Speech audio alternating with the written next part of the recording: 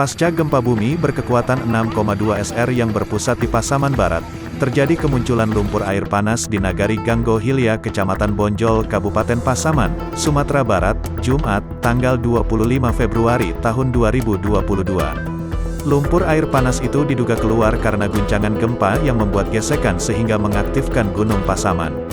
Kapolsek Bonjol Ibtu Yeni Brando mengatakan bahwa dugaan sementara lumpur air panas ini muncul karena dipicu oleh gempa yang terjadi di Pasaman Barat.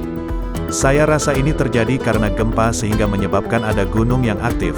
Tapi kondisinya sekarang pukul 12 waktu Indonesia Barat lumpur sudah berkurang, katanya Jumat, tanggal 25 Februari tahun 2022.